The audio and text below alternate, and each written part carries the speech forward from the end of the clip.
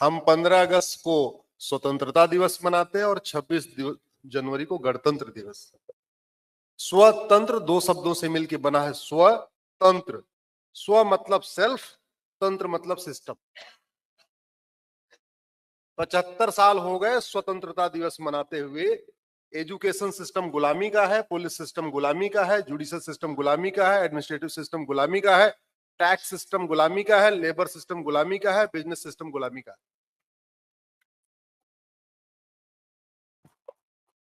26 जनवरी को हम मनाते हैं रिपब्लिक डे।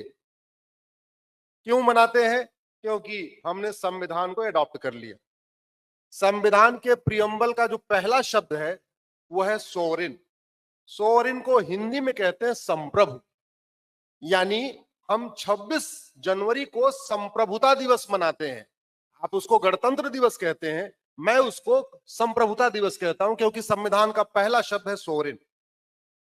सोवरेन का मतलब न गुलामी का नाम होना चाहिए, न गुलामी का निशान होना चाहिए, न गुलामी की कुरीतियां होनी चाहिए, न गुलामी की कुप्रथाएं होनी चाहिए, न गुलामी की पुलिस व्यवस्था होनी चाहिए, न गुलामी का इतिहास होना चाहिए, न गुलामी की शिक्षा होनी चाहिए, न गुलामी की चिकित्सा होनी चाहिए, न गुलामी की पुलिस व्यवस्था, न गुलामी की न्यायिक व्यवस्था।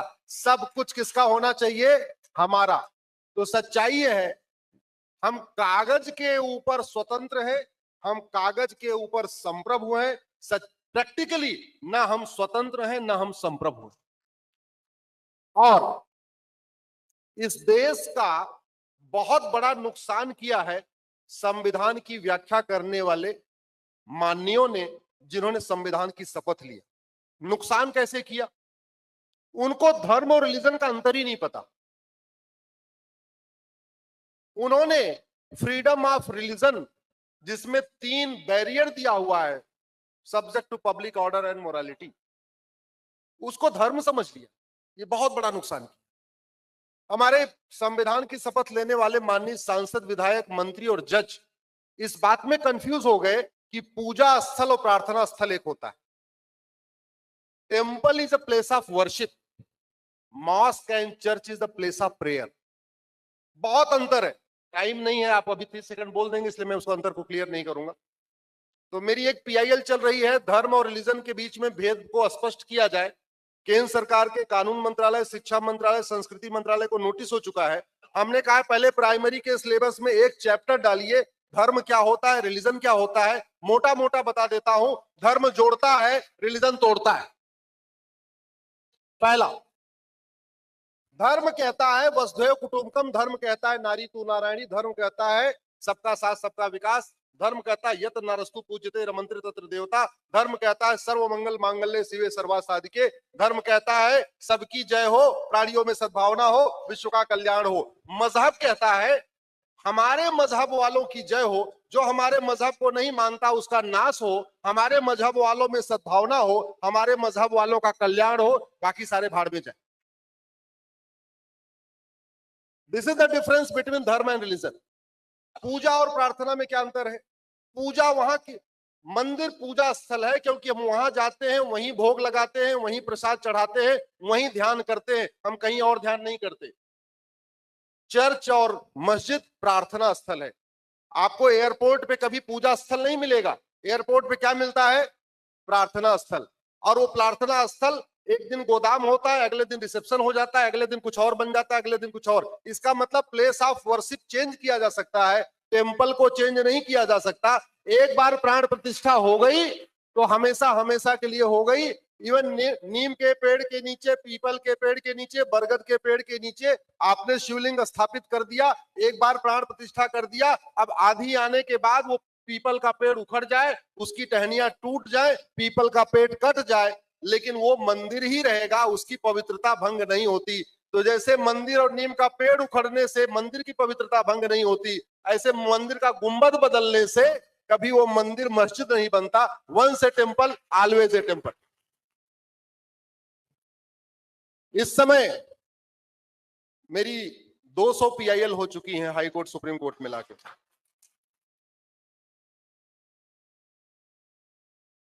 आज 2024 का मेरा 91वां कार्यक्रम है। सुबह 90वां कार्यक्रम भीलवाड़ा में था। कल मेरा कार्यक्रम जलपाईगुड़ी में है और परसों सिलीगुड़ी में है, 94 कार्यक्रम हो जाएंगे। पिछले वर्ष मैं 115 जिलों में गया था, उसके 2022 में 90 जिलों में गया था, अब तक 400 जिले हो चुके हैं 800 जिलों में से। 9 राज्यों में हम खत्म हो चुके हैं। जिले के हिसाब से 800 जिलों में से हम 200 जिलों में खत्म हो चुके हैं। तहसील के हिसाब से 6000 तहसीलों में हम 1500 तहसीलों में खत्म हो चुके हैं। बॉर्डर पे हमारे टोटल 300 तहसीलें हैं, उन 300 की 300 तहसीलों की डेमोग्राफी बदल चुकी है और ये सारा कार्य हुआ है पिछले 75 साल के अंदर। डेमोग्राफी बदलने का मूल कारण है घुसपैठ, धर्मांतरण, जनसंख्या विस्फोट। मैं आपसे पूछता हूं, ये घुसपैठ राष्ट्र की सुरक्षा के लिए खतरा है कि नहीं? जोर से बोलिए। घुसपैठ हमारी एकता अखंडता के लिए खतरा है कि नहीं? घुसपैठ अपने आप में वेजिंग वॉर है कि नहीं? घुसपैठ एक देशद्रोह है कि नहीं? और घुसपैठ एक ऑर्गेनाइज क्राइम है कि नहीं?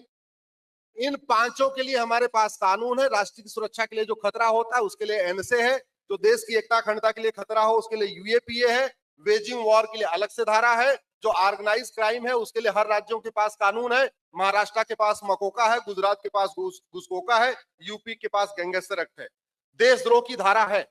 दुर्भाग्यवश घुसपैठियों पे राज्य सरकारें न एनएसए लगाती है, न यूएपीए लगाती है, न देशद्रोह लगाती है, न वेजिंग वॉर लगाती है, न गैंगस्टर एक्ट लगाती नहीं है। क्यों? उनको लगता है कि अरे तो घुसपैठ है। अभी आपने कभी सुना सिंगापुर में कभी घुसपैठ सुनी क्या? चाइना में कभी घुसपैठ सुनी क्या? कभी दुबई में आपने घुसपैठ सुनी क्या? ये भारत में घुसपैठ क्यों होती है? क्योंकि मैंने कहा ना, डॉक्टर बदलने से बीमारी ठीक नहीं होती है, बीमारी ठीक होती है दवाई बदलने से। दवाई बदलने से, याद रखिएगा। धर्मांतरण, जो हमारी डेमोग्राफी बदली है 9 राज्यों में, 200 जिलों में, 1500 तहसीलों में, 3 कारण है: घुसपैठ, धर्मांतरण, जनसंख्या विस्फोट। आप में से मुझे लगता है किसी के 5 बच्चे से ज्यादा नहीं होंगे। मैं कम से कम 1000 परिवार जानता हूं 10 से 20 बच्चे वाला, और करीब 500 परिवार जानता हूं 20 से 25 बच्चे वाला। दिल्ली में मिल जाएंगे 10 से 20 बच्चे वाले। किसी जेल में सर्वे करा लीजिए। और बड़ी जिम्मेदारी के साथ कह रहा हूं, अगर राजस्थान के लोग सोच रहे हैं, जयपुर के लोग सोच रहे हैं वो सुरक्षित हैं, बहुत बड़ी गलतफहमी है। आप जयपुर की वर्तमान 2024 की लोकसभा वोटर लिस्ट और 1999 की वोटर लिस्ट, यानी 25 साल पुरानी वोटर लिस्ट को कंपेयर कर लीजिए, आपकी आंखों की नींद गायब हो जाएगी। ऐसा राजस्थान का कोई जिला नहीं है जिस जिले की डेमोग्राफी नहीं बदलनी है। मैं पूरे भारत के लोगों को कहता हूं, एक बार अपने लोकसभा की 25 साल पुरानी यानी 1999 में जो लोकसभा चुनाव हुआ उस वोटर लिस्ट को 2024 की वोटर लिस्ट से तुलना करिए। दिक्कत कहां से आ रही है? उसमें बहुत बड़ा योगदान संविधान की शपथ लेने वाले हमारे माननीय सुप्रीम कोर्ट के जजों का भी। अल्पसंख्यक योजना चल रही है, अल्पसंख्यक कल्याण मंत्रालय चल रहा है, हजारों करोड़ रुपए आपके टैक्स का पैसा का खर्च हो रहा है। अल्पसंख्यक कौन है पता ही नहीं है। अल्पसंख्यक कहते हैं एनी ग्रुप और community which is socially, economically, politically non dominant and inferior in population less than 1%, जो 1% से कम होता है, जिसका कोई सामाजिक वजूद न हो, जिसका कोई आर्थिक वजूद न हो, जिसका कोई राजनीतिक वजूद न हो, उसको अल्पसंख्यक कहते हैं। भारत में जो कम्युनिटी 1/3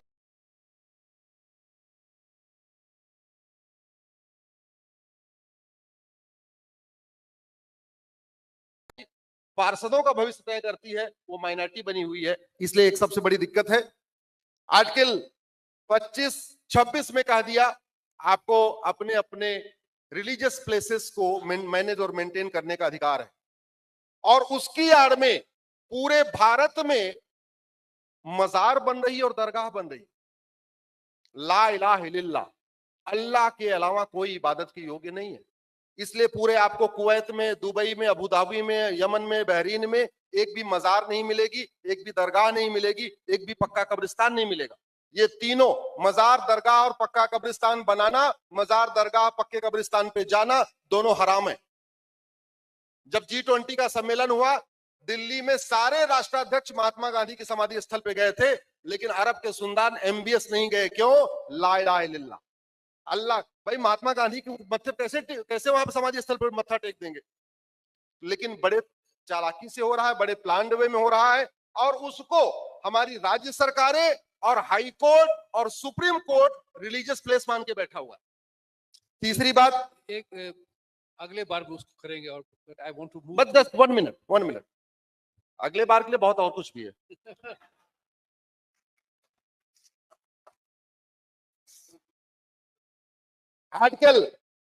आर्टिकल 19 कहता है हमको राइट टू कस्टम है, रीतियों को फॉलो करने का अधिकार है, रीतियों को, कुरीतियों को नहीं। जैसे आर्टिकल 25 धर्म पालन का अधिकार देता है, धर्मांतरण का नहीं, ऐसे आर्टिकल 29 रीतियों को पालन करने का अधिकार देता है, प्रथा को पालन कर देता है, कुरीतियों और कुप्रथाओं को नहीं। ये 3 तलाक, हलाला, मुता, मिस्यार, तहर्रुस, तलाके हसन, तलाके बाइन, तलाके किनाया, ये कुरीतियां हैं, कुप्रथाएं हैं। लेकिन हमारे हाई कोर्ट के जज, सुप्रीम कोर्ट के जज डिसाइड ही नहीं कर पा रहे कि कौन सी रीति है, कौन सी कुरीति है, कौन सी प्रथा है, कौन सी कुप्रथा है। तीसरी बात, मदरसा, आर्टिकल 30 में लिखा हुआ है कि ठीक है माइनॉरिटी जो होगा अपना स्कूल खोलेगा, लेकिन नफरत खोलने वाला स्कूल थोड़ी खोलेगा, नफरत फैलाने वाला स्कूल थोड़ी खोलेगा। और वैसे भी मुस्लिम और क्रिश्चियन भारत में माइनॉरिटी है ही नहीं है। मैंने इसको चैलेंज किया हुआ है, मैंने माइनॉरिटी कमीशन एक्ट को चैलेंज किया हुआ है। मैंने कहा सबसे पहले माइनॉरिटी डिफाइन करिए, माइनॉरिटी है कौन? कोई भी रूलिंग क्लास कभी माइनॉरिटी नहीं हो सकती। जिस कम्युनिटी ने कभी किसी देश पे शासन किया हो वो माइनॉरिटी नहीं हो सकती, पहली डिफिनेशन। दूसरी डिफिनेशन, एनी ग्रुप और community which is socially, economically, politically non dominant and less than 1%, उसको माइनॉरिटी कहते हैं। ये यूएन की डिफिनेशन है। दुर्भाग्य देखिए, भारत में यूएन के डिफिनेशन को अडॉप्ट नहीं कर रहे हैं। ना भारत के कहीं संविधान में माइनॉरिटी डिफाइन है, ना भारत के किसी कानून में माइनॉरिटी डिफाइन है। इसके बावजूद माइनॉरिटी कमीशन एक्ट बन गया है और 10,000 करोड़ से ज्यादा केंद्र सरकार, राज्य सरकारें खर्च कर रही हैं हर साल। लेकिन माइनॉरिटी कौन है कोई बता नहीं रहा है। सबका योगदान है। इसलिए मैं सबसे कह रहा हूं, आवाज उठाइए, जोर से आवाज उठाइए, सांसदों को पकड़िए, विधायकों को पकड़िए। और एक बात याद रखिएगा, भारत तब तक सुरक्षित है जब तक हिंदू बहुसंख्यक है। ये संविधान तब तक सुरक्षित है जब तक हिंदू बहुसंख्यक है। जब तक हिंदू बहुसंख्यक है तब तक लोकतंत्र है। जब तक हिंदू बहुसंख्यक है तब तक सबका साथ सबका प्रयास है। जब तक हिंदू बहुसंख्यक है तब तक equality, justice, liberty, fraternity, unity, national integration है। नहीं तो लेटेस्ट आपको 30 सेकंड में बताता हूं, पाकिस्तान की सुप्रीम कोर्ट ने पिछले सप्ताह एक सेंटेंस बोला था, जजमेंट पास नहीं किया। पाकिस्तान की सुप्रीम कोर्ट ने केवल इतना कह दिया कि पाकिस्तान में रहने वाले सब एक समान है और पाकिस्तान में रहने वाले सभी लोगों को फ्रीडम ऑफ रिलीजन है। पता नहीं कहां से उन्होंने बोल दिया एकाएक।